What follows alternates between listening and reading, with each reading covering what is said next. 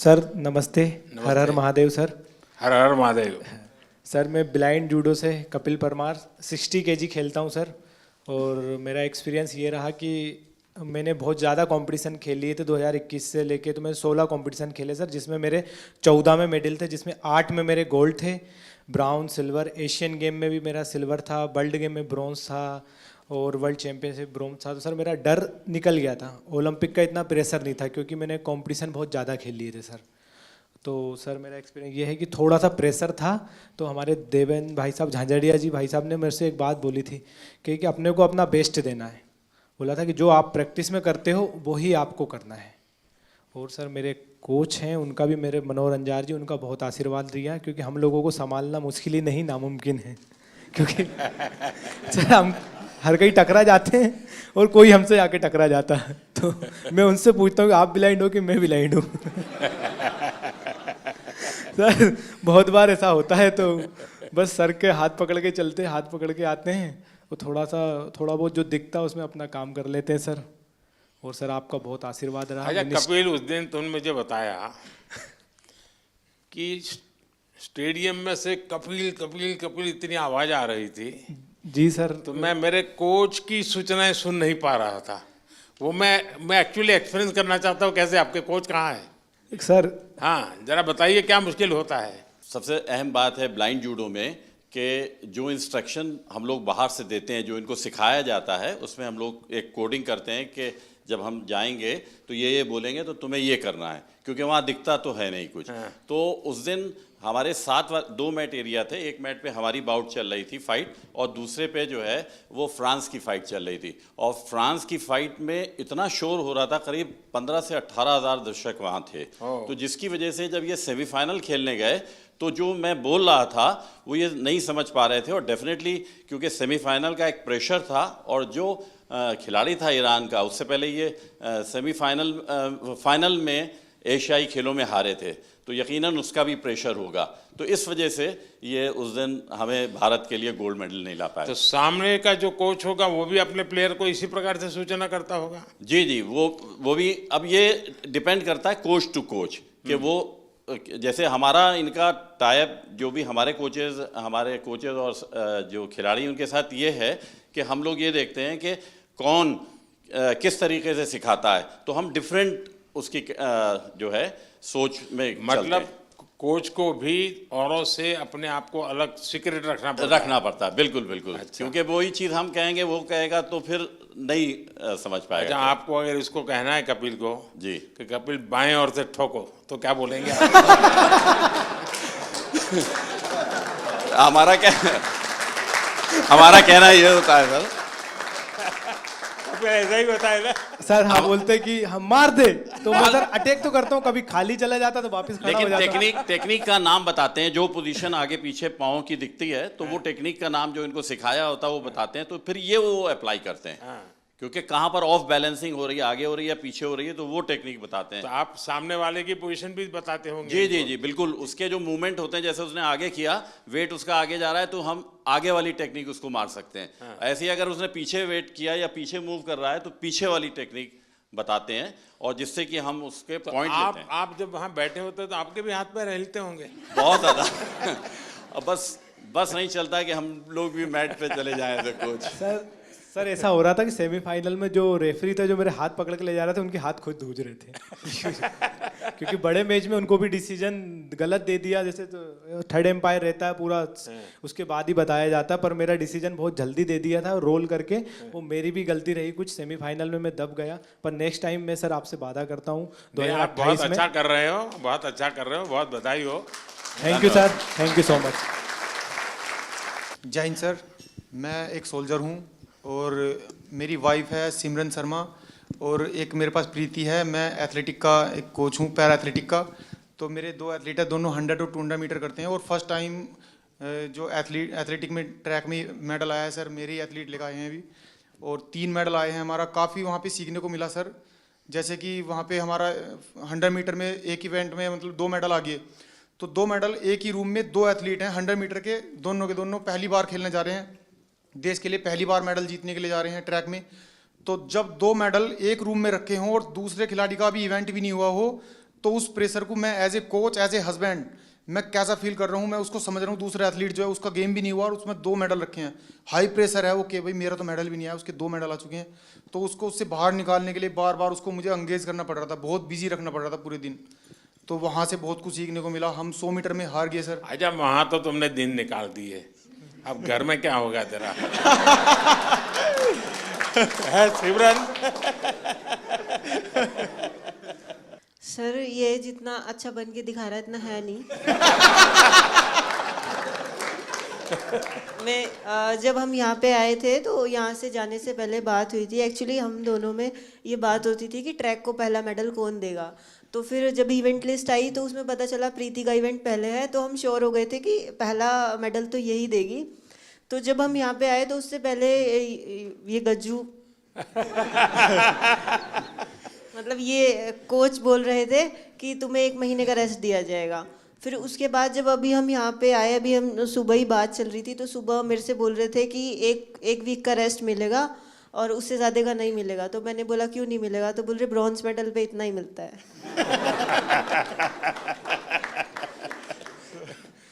अब तुझे खाना नहीं मिलेगा।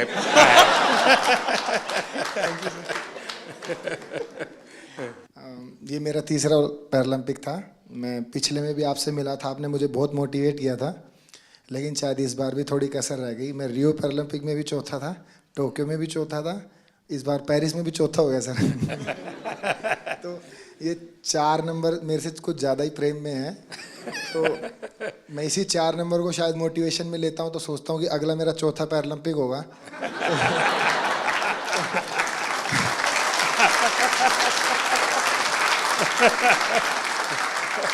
तो शायद चौथे में मैं कुछ करूं।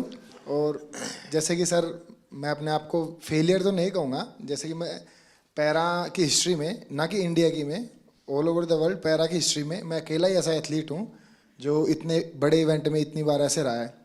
तो फिर मैं कहीं ना कहीं सोचता हूँ कि ओलंपिक में ऐसी कई हिस्ट्री हैं, जैसे कि एक डिस्कस थ्रोअर भी हैं फ्रांस की जिनका 5वें ओलंपिक में सिल्वर मेडल आया, एक ट्रिपल जंपर भी हैं शायद यूएसए के हैं, कहाँ के हैं, उनका 5वें ओलंपिक में मेडल आया। तो शायद मैं फिर अपने आप को ये भी मोटिवेशन देता हूँ कि तू पहला एथलीट पैरा वर्ल्ड में बनेगा जो सबको मोटिवेशन देगा कि भाई जब उसने चौथे में जीता था तो तुम लोग पहले में क्यों हार मान रहे हो। यहाँ कुछ एथलीट्स ऐसे हैं जैसे कि ये गुड़िया है, ये 4th हैं, काफ़ी लोग 4th हैं, तो ये निराश हो रहे हैं। तो मैं इसमें भी थोड़ा ठीक फील कर रहा हूँ कि इनके कोचेस ऐसे कह रहे हैं, उसको देख लो। मतलब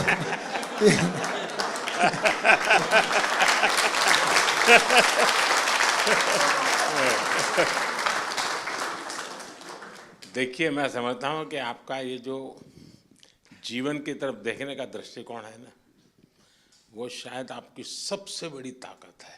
आप तो एक नया लॉजिक निकालो कि मैंने दुनिया को इतना दिया है कि मेरे रहते हुए अब तक 9 लोगों को आगे किया है मैंने, चौथे पर रह करके। सर कोई बात नहीं, मतलब अभी समय नहीं है, बट इस बार जो रहा है वो शिष्यों का समय रहा है। हम 3 एथलीट हैं ऐसे जो अपने शिष्यों को सपोर्ट कर रहे हैं। तो देवेंद्र भाई साहब हैं, इनके शिष्य का गोल्ड आया है, और एक और है सोमन राणा है, उनके शिष्य का ब्रॉन्ज आया है। और मैं नवदीप का कोच नहीं हूँ, बट मैं नवदीप का गुरु हूँ।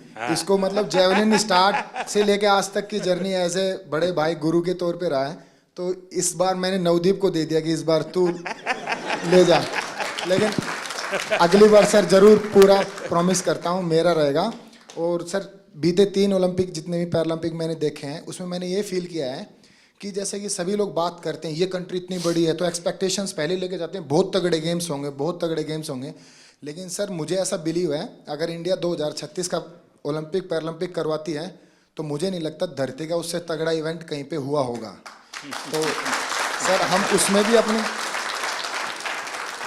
उसमें पूरी कोशिश करेंगे कि बुढ़ापे में भी देवेंद्र भाई साहब को एक आइडल मानते हुए अपने 8 गोडों को बचाते हुए उसमें कोशिश करेंगे उसमें भी खेल पाए। नहीं, आपका जीवन के तरफ देखने का एक दृष्टिकोण है, ये अपने आप में बहुत ही इंस्पायर करने वाला है कि भाई मैं आगे भी कुछ करूंगा और करके रहूंगा। मैं आपको बधाई देता हूं। Thank you sir. नमस्कार जी। मैं मेंटल कोच हूँ राधिका सिंह, शूटिंग टीम के साथ। और आप कह रहे थे कि अपना हमारा एक्सपीरियंस शेयर करें। और सबसे ज़्यादा ज़रूरी है एक ग्रुप की मोहब्बत एक दूसरे के लिए। तो शूटिंग टीम में कोई एक दूसरे से compete नहीं कर रहा है, सब अपने आप से compete कर रहे हैं, तो वो आगे बढ़ रहे हैं। और जितनी भी उनकी क्षमता है, जितनी भी उनकी तैयारी है, उसके आगे वो अपनी वीकनेस नहीं देते, स्ट्रेंथ नहीं देख रहे, वो अपनी स्पोर्ट के लिए मोहब्बत देख रहे हैं। तो ये बहुत बड़ी बात है कि हमारी टीम बहुत जुड़ी हुई रही। और ऑल्दो मैं एक ही इवेंट के लिए 2 बच्चों को तैयार कर रही थी, कोई कंपेटिटिवनेस नहीं था उनमें। तो ये बहुत बड़ी ताकत है कि हम आपस में मोहब्बत से आगे बढ़ें, और वो मोहब्बत स्पोर्ट में दिखती है सर। नहीं, आप ये मेंटल हेल्थ को करती हैं तो उसमें क्या क्या करती हैं? सर जो सबकॉन्शियस माइंड है, 90% जो दिमाग होता है, उसमें कोई कमज़ोरियां हैं तो उनको चेंज करना, और जो आपकी स्ट्रेंथ है उनको आगे लाना, अपनी पर्सनालिटी से जोड़ना और अपने आप को आगे लेके जाना।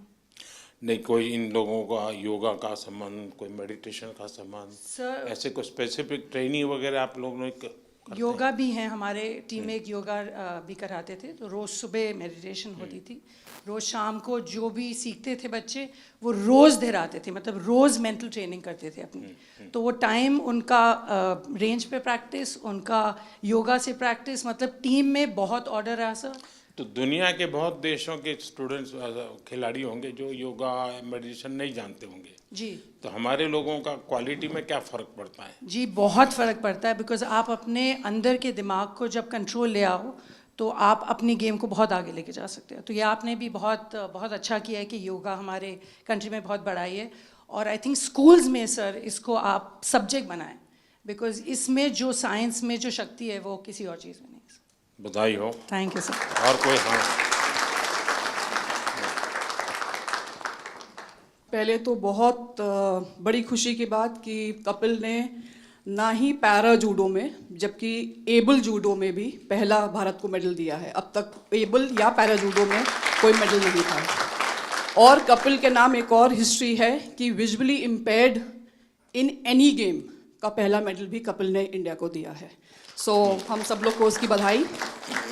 हमारे जो जूडो के टॉप शॉट्स हैं वर्ल्ड के, उन सब लोगों ने पर्सनली पोडियम से उतर के आके हम लोग को कंग्रेचुलेट किया, बोले we didn't expect such a quick uprise in para judo, so hats off to you guys. And sir वो हम लोग अकेले नहीं कर सकते थे। साई, OGQ, ये फिनोमिनल सपोर्ट हम लोग को मिला है। And of course the government of India, I mean needless to say. तो sir thank you so much. And जितने और कोचेज़ हैं UK, USA, जो हम लोग के अच्छे फ्रेंड्स हैं, कोरिया, वो सब लोग आए, बोले we knew you were going up ahead but we didn't realise it's gonna be so soon. So we felt very proud and thank you to the entire team that is backing us up. Thank you so much sir. बहुत बहुत बधाई। मैं संदीप चौधरी जी के लिए एक बात कहूँगा। गिरते हैं शह सवार ही मैदान जंग में, तिफल क्या जो घुटनों के बल चलते हैं।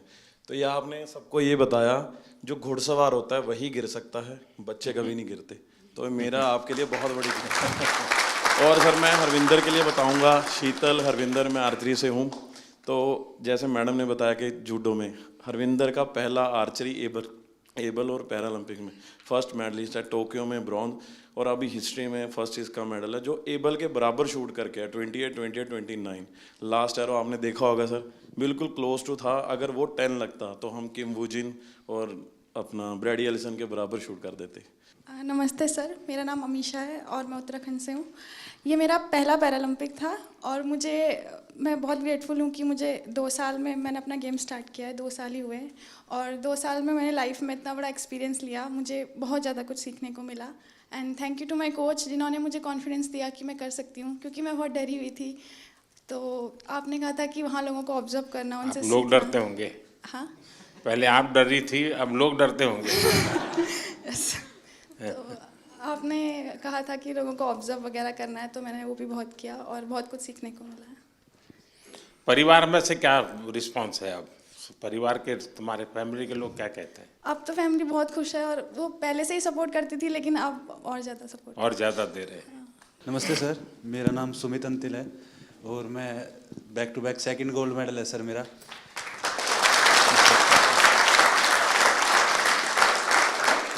मेरे को भी याद है सर, जब टोक्यो में गोल्ड लेके आए तो आपने प्रॉमिस लिया था कि ऐसे ऐसे 2 गोल्ड और चाहिए मेरे को।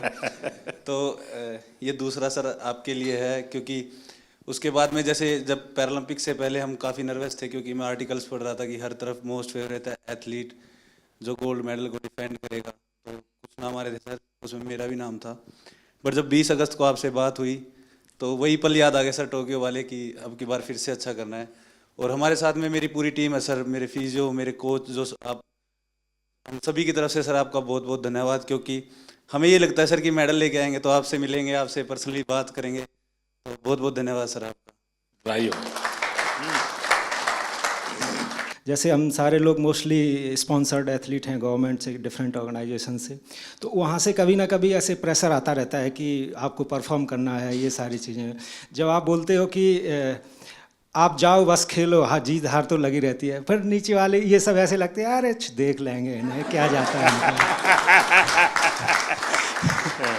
और जब अपने देश का प्रधानमंत्री हमें मोटिवेट कर रहा है तो ये बहुत छोटी चीज़ लगने लगती है। और लास्ट टाइम सर मैं आपसे बात की थी, मैं टोक्यो उतना अच्छा नहीं रहा था मेरा, उसमें मेरा 8वां रैंक रही थी। फिर मैंने आपसे एक क्वेश्चन पूछा था कि आप जब विदेशी जगह पे जाते हैं आपका एक्सपीरियंस कैसा रहता है, आप नर्वस फील करते हैं, क्या करते हैं? तो जो आपने जवाब दिया था कि आपके साथ आप पूरा देश एज ए रिप्रेजेंट करते हो तो आपको कॉन्फिडेंस, ये सारी चीज़ें, तो इन्हीं सब चीज़ों के साथ आज इस बार मैं भी गया था, तो सारी चीज़ें हमें ऐसे एकदम कॉन्फिडेंस दे रही थी। वो सब लास्ट टाइम जैसा प्रेशर नहीं था, मैं अपने आप को कॉन्फिडेंट फील कर रहा था। और हमारी टीम ने, गवर्नमेंट ने, हमारे कोच साहब ने, सब लोगों ने बहुत अच्छा सपोर्ट किया और ये कॉम्पिटिशन खेल के सर बहुत मज़ा आया sir. Thank you sir. Sir नमस्कार। जो मैंने 16 साल से तपस्या की थी, और कहीं ना कहीं मेरा स्टूडेंट है धर्मवीर, जिसका गोल्ड मेडल आया है, हम दोनों आपस में एक दूसरे के कंपटीटर भी हैं, और उसको मैं खुद ट्रेनिंग करा के लेके आया। तो कहीं ना कहीं आपसे बात हुई थी 20 तारीख को, तो ये लगा था कि बहुत पॉजिटिव एक वाइब आई थी कि आपको अपना बेस्ट करना है। और एक कोच के लिए इससे बड़ी बात नहीं हो सकती कि हम, शायद मैं अकेला ही एथलीट होऊंगा वर्ल्ड में जो अपने स्टूडेंट के साथ कंपटीशन कर रहा था ग्राउंड में, और कहीं ना कहीं मेरी तपस्या सफल हुई सर धर्मवीर के मेडल से। और इसमें बहुत बड़ा कंट्रीब्यूशन रहा सर हम लोगों की टीम में, क्योंकि हमारी सबसे सीवियर डिसेबिलिटी है। तो साई ने और मिनिस्ट्री ने जो डिसीजन लिए, हम लोगों के सपोर्टिंग स्टाफ में आदमी बढ़ा के, वहाँ बल्कि 33% का ही रेशो था कि 33% ही लोग अंदर रह सकते हैं सपोर्टिंग स्टाफ में। तो देवेंद्र भाई जी ने बहुत अच्छा डिसीजन लिया, उसको रोटेशन में करते रहे। जब हमारे इवेंट आए, हमारे लोगों को अंदर ले आए और दूसरे लोगों को बाहर कर दिया, तो बहुत अच्छा कम्बिनेशन हुआ उसका, और यही फ़ायदा हुआ कि सर हमारे इतने मेडल आए। साई का भी जैसे हमारे खाने का था, वहाँ इंडियन फूड की बड़ी प्रॉब्लम थी और वेजिटेरियन के लिए बड़ी दिक्कत थी। तो साई ने जो अंदर विलेज के अंदर ही जो खाने का अरेंज किया, वो इतनी अच्छी हेल्दी डाइट थी कि किसी को भी प्रॉब्लम नहीं आई सर। तो बहुत बहुत धन्यवाद सर पूरी टीम का, और हम लोगों को इतना मोटिवेशन करने के लिए। Thank you so much. Asian games में मैं पार्टिसिपेंट रह गई थी, मेडल नहीं जीत पाई थी। तो जब आप सबसे मिल रहे थे, मेडलिस्ट से आगे मिल लिए थे, तो आप आए और लाइन से सब जगह पे दोनों तरफ आमने सामने लाइन लगी हुई थी, तो कुछ लोगों से यहाँ मिल के आप उस तरफ मुड़ गए थे। तो बहुत नज़दीक से मैंने आपको देखा, लेकिन मिल नहीं पाई, बात नहीं हो पाई। तो वो अंदर एक टीस थी कि अब दोबारा तो मिलना ही है। और उसके लिए मैंने एशियन गेम्स के बाद जान लगा दी थी कि चाहे कुछ भी हो जाए उनसे पर्सनली मिलना ही है। तो उससे शायद मुझे इंस्पिरेशन मिली और मैं कर पाई। मेरे बच्चों को मैंने 6 महीने हो गए, मैं मिली नहीं, घर ही नहीं गई। तो मेरा बेटा छोटा है, तो उसे जब भी घुमाने लेके जाती थी मोबाइल में GPS लगा के, तो उसे पता है मोबाइल में रास्ता ढूंढ लेते हैं। तो वो ऐसे बोलने लग गया मुझे कि मम्मा आप रास्ता ही भूल गए घर का, आप GPS में फ़ोन में लगा के घर तो आ जाओ कम से कम। तो sir thank you so much, आप लोगों का सबका बहुत सपोर्ट रहा है, आशीर्वाद रहा है, जिसकी वजह से हम लोग कर सकें। पूरी टीम का सपोर्ट रहा है, हमारे कोचेस का। तो thank you so much sir. बहुत बधाई सर। मैं शरद कुमार हूँ, मेरा ये 2nd मेडल रहा है, मैं 3rd टाइम पैरालंपिक्स किया। शरद और संदीप दोनों को भाषण करने के लिए बोलूँ तो कौन सबसे ज़्यादा अच्छा करेगा? सर ये सर संदीप बहुत अच्छा बोलता है, और शायद इसलिए थोड़ा सा पोत रह गया सर। बट मैं एज एन एथलीट ये कहना चाहता हूँ कि जब से पैरा मूवमेंट स्टार्ट हुआ है मैं तब से जुड़ा हुआ इससे, और आज जिस लेवल पे सारे एथलीट्स हैं मुझे खुद प्राउड फीलिंग होता है इन सबको, जिस तरह सब जाते हैं, कोचेस, फिजियोथेरेपिस्ट, सब एक टीम। जब अब हम लोग बाहर जाते हैं तो इंडिया को अब ऐसे लोग देख रहे हैं कि ये पहले सोचते थे ये आगे आ सकते हैं, लेकिन अब पैरा में इन्होंने कैटेगराइज कर दिया कि इंडिया एक स्पोर्टिंग नेशन ऑलरेडी है। और सर ये ऑफ कोर्स साई की सबसे पहले अहमियत से स्टार्ट हुआ, और फिर हम लोग का सपोर्ट स्टाफ आने लग गए, और एथलीट्स में भी जिस तरह पॉजिटिविटी आया। और सर मेन तो एक और है, आपसे मिलने और जाने से पहले आप जब सबसे बात करते हो और फिर आने के बाद सबसे मिलते हैं, आई थिंक सारे मेडलिस्ट, सारे एथलीट यही सोचते हैं कि हमें यही मौका मिल। सर लोग पैरा को अभी तक अपनाए नहीं जिस तरह आपने अपनाया है। नमस्ते sir, I am Palak Kohli and ये मेरा सेकंड कंसेक्यूटिव पैरालंपिक्स था। एंड टोक्यो में मैंने 4th फिनिश किया था एंड यहाँ पे मैंने 5th फिनिश किया। बट दोनों इस पैरालंपिक्स जाने का मेरा जर्नी बिल्कुल ही डिफरेंट था। मेरे को आफ्टर टोक्यो पैरालंपिक्स 2022 में सर बोन ट्यूमर हो गया था और स्टेज 1 कैंसर हो गया था। एंड नियर टू 1.5 ईयर मैंने कोई भी कम्पीट नहीं किया, कोई टूर्नामेंट कुछ भी नहीं किया। एंड लास्ट ईयर मैंने 2023 में कम बैक किया। एंड मैं काफ़ी हैप्पी हूँ और काफ़ी प्राउड हूँ कि मेरे सपोर्टिंग स्टाफ, मेरे कोचेस, गौरव सर के सपोर्ट और गाइडेंस के कारण मैं क्वालिफाई कर पाई पेरिस के लिए। एंड मेरे बहुत सारे मेजर टूर्नामेंट्स आफ्टर टोक्यो छूट गए थे, वर्ल्ड चैम्पियनशिप्स बिकॉज मेरे को वॉक ओवर देना पड़ा, एशियन गेम्स में मुझे कोविड हो गया था। इस ईयर मैंने वर्ल्ड चैम्पियनशिप क्वालिफाई किया और मैंने ब्रॉन्ज मेडल जीता। एंड फिर मैंने पेरिस के लिए क्वालिफाई किया बैक टू बैक। मेरा वर्ल्ड रैंक एकदम 38 लास्ट हो गया था बिकॉज मैंने टूर्नामेंट्स नहीं खेले थे। एंड अगेन से मैंने अपने आप को टॉप 4 वर्ल्ड नंबर 4 में आई और मैंने पेरिस के लिए क्वालिफाई किया। थोड़ा डिसअपॉइंटिंग है कि मैं मेडल नहीं जीत पाई, बट आपकी ब्लेसिंग्स और सबके साथ I think I am looking forward for LA 28 and definitely sir I like to have a picture on the podium with you sir. Thank you sir. Palak, पिछली बार तो तुम लखनऊ में तुम्हारी ट्रेनिंग होती यस सर, यस सर। तुम्हारे मम्मी पापा से भी मेरी बात हुई थी। Yes sir, yes sir, Tokyo जाने से पहले। इस बार क्या मूड है? सर अब मैं लखनऊ में गौरव सर यहाँ पर है, सर के अंडर ही ट्रेनिंग कर रही हूँ और मैंने उन्हीं के गाइडेंस में मेरे को पैरा बैडमिंटन पता चला था।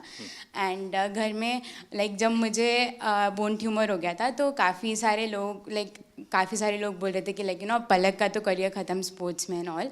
एंड डॉक्टर्स ने बताया था कि अब हम कुछ एश्योरिटी नहीं दे सकते आप नॉर्मल लाइफस्टाइल भी हो पाओगे कि नहीं। एंड उसके बाद सर काफ़ी कॉम्प्लिकेशंस रहे। मेरे को एक डिसेबिलिटी मेरे हाथ में ऑलरेडी था और मेरे को ट्यूमर के बाद मेरे लेग में भी डिसेबिलिटी हो गया, जिससे मेरे दोनों लेग लेंथ में भी डिफरेंसेस आ गए और भी कॉम्प्लिकेशंस आ गए।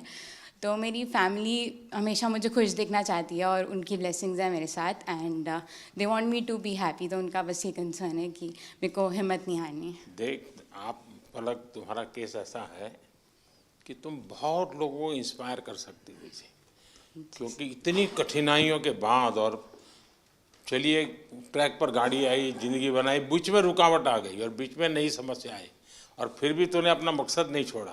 ये बहुत बड़ी बात है। बहुत बधाई हो आपको। Thank you so much. नमस्ते सर, मैं राजस्थान बीकानेर से आया हूँ। श्याम सुंदर स्वामी नाम है, पैरा आर्चरी से हूँ। सर हमारे बीकानेर में कर्णी सिंह राजा वो 5 बार ओलंपिक खेल के आए थे। हम देवेंद्र भैया से हम बहुत मतलब, क्योंकि 40 साल के बाद मैं एक टोक्यो ओलंपिक में पार्टिसिपेट करके आया था, तो भैया को देखा था कि भाई ये गेम होता है ऐसे, तो मैं भी फिर पैरा में मैं सर पहले एबल खेलता था। 2016 में मेरे को पता चला कि भाई पैरा का भी कुछ है, क्योंकि भैया का अखबार में फ़ोटो आया था बहुत बड़ा। तो भैया से सीख के और फिर मैं 40 साल के बाद टोक्यो ओलंपिक पार्टिसिपेट करके आया था सर। इस बार सर मुझे बहुत कुछ सीखने को मिला, खास करके जो मेरी कैटेगरी के गोल्ड मेडलिस्ट SL3 के हैं नितेश कुमार जी, इनसे सीखने को मिला। सर पूरे लाइफ में जिनसे वो जीते, एक बार भी उनसे मैच इससे पहले नहीं जीते थे और उनकी वजह से, जबकि मैं उनको हरा चुका हूँ और मुझे उनसे सीखने को मिला है कि अगर वो कर सकते हैं तो मैं ज़रूर उनको दोबारा हरा सकता हूँ और इवन पूरे वर्ल्ड में सबको हरा सकता हूँ। Thank you sir. मेरा नाम डॉक्टर सत्यपाल है और मैं पैरा एथलेटिक्स का कोच हूँ। शायद ही यहाँ पे कोई कोच होगा जो मेरे से पहले पैरा एथलीट को ट्रेनिंग करा रहा होगा। मैंने 2005-06 में पैरा एथलीट्स को ट्रेनिंग कराना शुरू किया। तो जब कैसे विचार आया आपको ये? सर मैं नेहरू स्टेडियम में ट्रेनिंग कराने जाता था, तो एक दो एथलीट्स वहाँ पे जिनकी लिम्ब डिफिशेंसी थी वो आते थे, तो मैंने उनको देखा, पढ़ा, फिर देवेंद्र जी के बारे में सुना कि उन्होंने 2004 एथेंस ओलंपिक में गोल्ड मेडल जीता था। तब मैंने इसके बारे में स्टडी किया और मैंने स्टार्ट किया थोड़ा थोड़ा करना।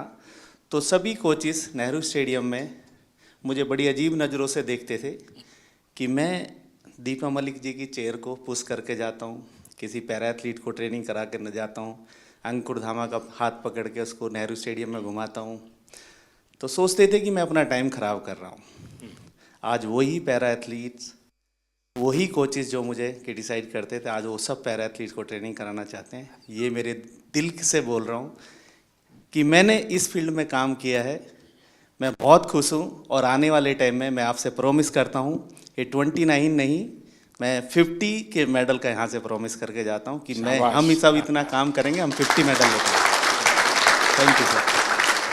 देखिए साथियों, ये बात सही है कि हर खेल में जो सपोर्ट स्टाफ होता है या कोचिंग करने वाले लोग होते हैं, बहुत मेहनत करनी पड़े हर क्षेत्र में। लेकिन दिव्यांगों के साथ काम करना, उनको सिखाने से पहले खुद को उस जिंदगी को जीने के लिए मन से तैयार करना पड़ता है, खुद को उस पोजीशन में रखना पड़ता है।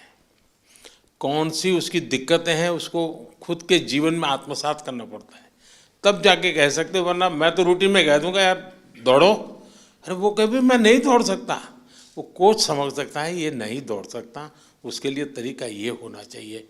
और इसलिए मैं मानता हूँ कि जो पैरा एथलीट्स को जो ट्रेन करते हैं वो कोचिज एक्स्ट्रा ऑर्डिनरी होते हैं, उनके अंदर एक्स्ट्रा ऑर्डिनरी ताकत होती है जी। और इसको बहुत कम लोग समझ पाएंगे, मैं भली भांति समझता हूँ।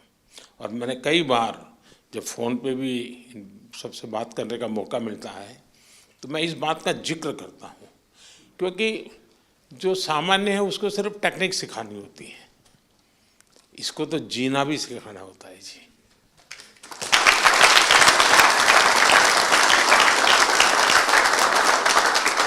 इसलिए ये वाकई बहुत बड़ी साधना है जी। और इसलिए मैं तो मानता हूँ कि आप जो साथी ये काम कर रहे हैं वो सबसे ज़्यादा अभिनंदन के अधिकारी हैं। सर अभी मैं इंटरनेशनल कंपटीशन में जाने का स्टार्ट करके 30 साल हो गया। इवन एथलीट, एडमिनिस्ट्रेटर, हम एक टाइम में एक भी फ्लैग नहीं देखता था, अभी इंडिया का फ्लैग हम लोग को दिखने का स्टार्ट हो गया। हमारा खिलाड़ी का भी एक पैरा स्पोर्ट्स का वजह से हम मेडल जीत सकता बोल के आ गया। हम लोग कब पार्टिसिपेट करता था, उस टाइम में सोचता था पार्टिसिपेट करना है, अभी वो कॉन्सेप्ट चेंज हो गया। एंड अगेन आपको मैं बहुत धन्यवाद बोलता सर। मैं बहुत लोग को बोलता है हमारा ब्रांड एम्बेसडर कौन है, हमारा मोदी जी हमारा ब्रांड एम्बेसडर है।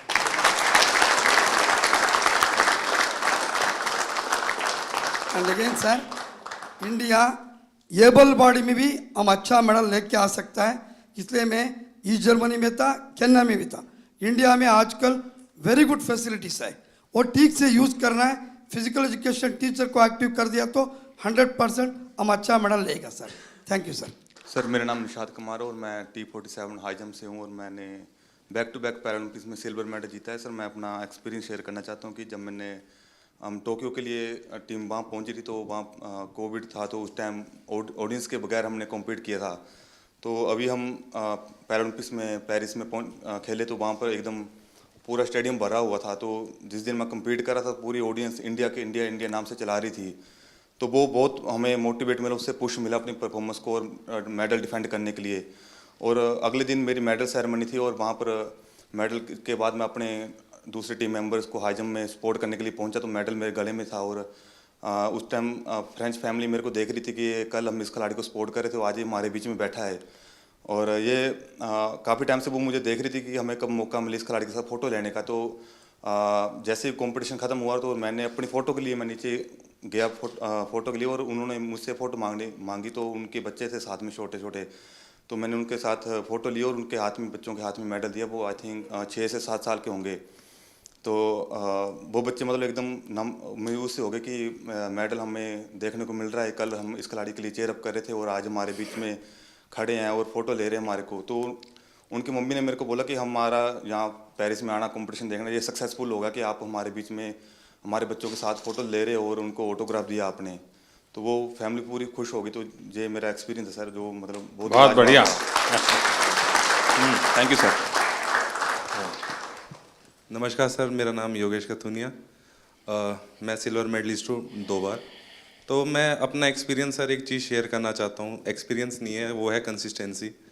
वो कंसिस्टेंसी सर आपकी वजह से आई है, क्योंकि आपने जो डिफरेंट स्कीम्स इंडिया में लॉन्च करी है, चाहे वो टॉप स्कीम्स हो, खेलो इंडिया स्कीम्स हो, NCOEs हो, वो सर आपकी वजह से है कि आज हम सारे 29 मेडल्स लेके आए हैं। और सर मैं एक चीज़ और कहना चाहूँगा, बाकी लोगों के लिए आप PM का मतलब होता है कि प्राइम मिनिस्टर, और हम सब के लिए आप PM का मतलब है परम मित्र। वाह,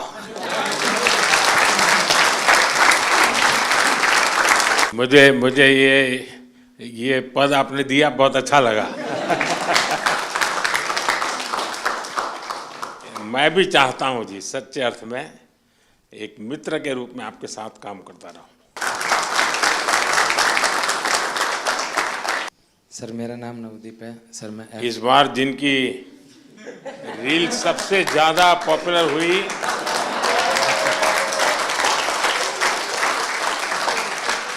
एक आप है, दूसरा शीतल है। सर मैं F41 कैटेगरी में जेवलिन थ्रो करता हूं सर। दूसरी बार पैरालंपिक पार्टिसिपेट कर रहा हूं सर। मेरा इवेंट है ना, सबसे लास्ट दिन था सर, और मैं तकरीबन 21 तारीख को चला गया था सर उधर। तो जैसे ही मेडल आने शुरू हुए ना सर, तो एक मन में घबराहट होनी शुरू हो गई थी सर कि सबके आ रहे, मेरा क्या होगा। तो सर पर फिर भी सर, जैसे सीनियर एथलीट्स थे सर, जैसे सुमित भाई था, अजीत भाई साहब थे, संदीप भाई साहब थे, देवेंद्र सर थे, सबसे सर एक एक दिन मिलके सर एक्सपीरियंस गेन किया सर कि आप कैसा फील करते हो, मेरे को क्या करना चाहिए। और सर एंड तक आते आते सर मैं बिल्कुल फ्री माइंड होके खेलने का। वाह, थैंक यू सर। नमस्कार सर, मैं रक्षिता राजू, विजुअली इम्पैर्ड एथलीट है। ये मेरा पहला ओलंपिक है। I am very happy. I am experienced lot of and I am 2 times para Asian game gold medallist है। मैं thankful to my guide runners and my coach Rahul Balakrishna sir, वो इधर ही है मेरा साथ। Without guide runner I can't run. I am feel very happy and definitely 2028 I will get gold medal in Paralympics. Congratulations and wish you all the best. My guide runners and my coach motivated lot of me. I am very very thankful because morning and evening without any expectation मेरा साथ time spend करेगा। मैं बहुत बहुत धन्यवाद sir. वाह, चलिए साथियों, मुझे बहुत अच्छा लगा आप सबसे बात करने का अवसर मिला। इस बार आप लोग जब गए तब मैं फिजिकली तो मिल नहीं पाया था, क्योंकि काफ़ी लोग अलग अलग जगह पर ट्रेनिंग कर रहे थे और समय की भी कुछ कठिनाई थी। तो मैंने वर्चुअली भी कोशिश की कि आप सबसे बात करूं। और उस दिन मैंने एक बात कही थी, शायद आपको याद होगा। मैंने कहा था, मैं आज आप लोगों को देशवासियों का एक संदेश देने आया हूँ। और मैंने कहा था कि पूरा हिंदुस्तान कह रहा है विजयी भव।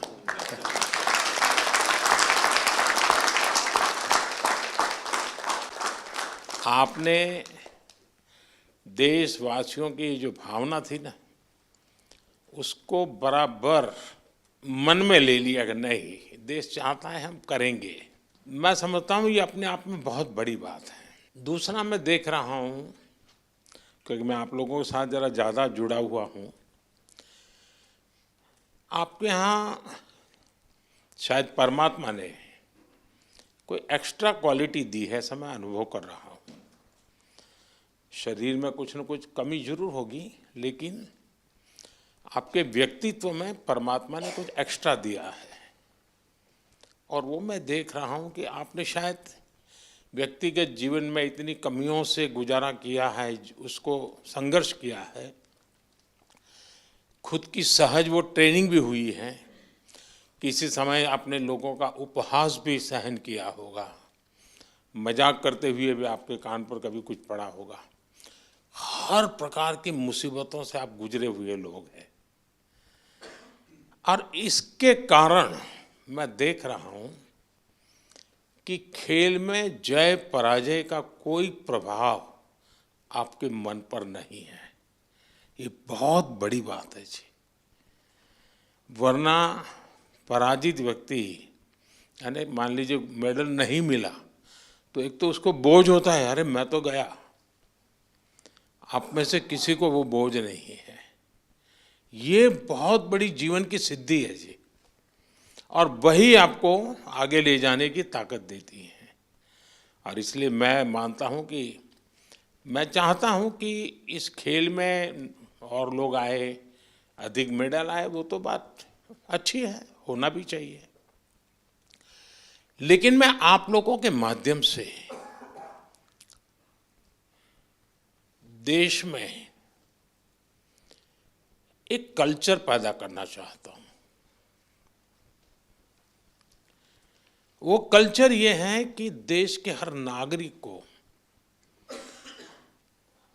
समाज में जिनके जीवन में इस प्रकार की कठिनाई है, जो हमारे दिव्यांग जन है, उनकी तरफ देखने का दृष्टिकोण बदले। वे उनके प्रति सम्मान के भाव से देखें, दया भाव से नहीं, वो हमें मंजूर नहीं है। दया भाव नहीं चाहिए, सम्मान से देखें, मैं तुमसे कम नहीं हूं। ये मिजाज मुझे देश में पैदा करना है, और मेरे दिव्यांग भाई बहनों में भी मुझे वो मिजाज पैदा कर। वो खेलते हो न खेलते हो अलग बात है, उन्हें निराश होने की जरूरत नहीं है। तो बाकी ओलंपिक्स के खिलाड़ी और बाकी विजेताओं से ज्यादा मेरे लिए आपका खेलना, आपका देश के लिए वहां जाना, वहां जाने के लिए अनेक वर्षों तक सुबह 4 बजे 5 बजे उठ करके पसीना बहाना, ये मेहनत कभी भी बेकार नहीं जाएगी, मैं आपको विश्वास देता हूं।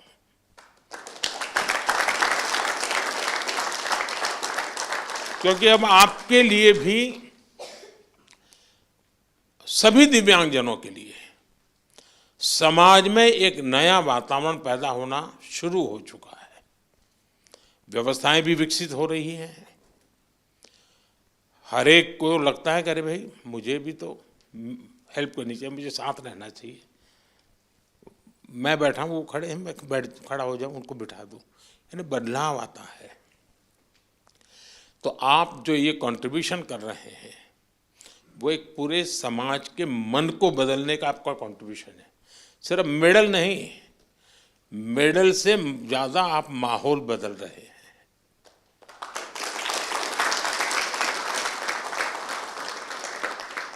हर दिव्यांग जन के मन में आप एक विश्वास पैदा कर रहे हैं कि हम भी कुछ कम नहीं है। और मैं मानता हूं कि हमने इस चीज को उसी रूप में करना है। आखिरकार मेडल की संख्या, आजकल तो युग ही ऐसा है कि इन चीज़ों को काउंट किया ही जाता है। लेकिन 140 करोड़ का देश आज जिस जज्बे के साथ खड़ा हुआ है, खेलने के लिए नहीं, जीतने के लिए जा रहे हैं।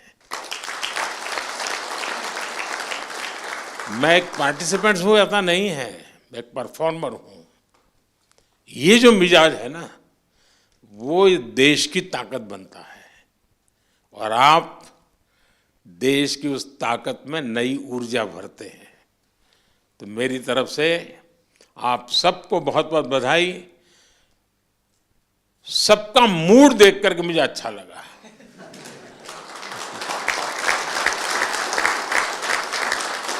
वरना मैंने कुछ लोगों का देखा है कि दूसरी ओलंपिक आने तक चेहरे पर हंसी ही नहीं आती है। क्यों? तो वो पिछली ओलंपिक में रह गया था। वो मुझे दृश्य यहाँ नजर नहीं आ रहा है। मतलब मुझे लगता है नेक्स्ट ओलंपिक भी आप जीत चुके हैं।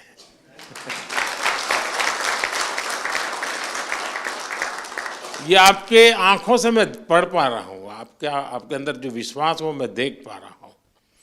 तो साथियों, मेरी तरफ से बहुत शुभकामनाएं हैं, बहुत बधाई, धन्यवाद।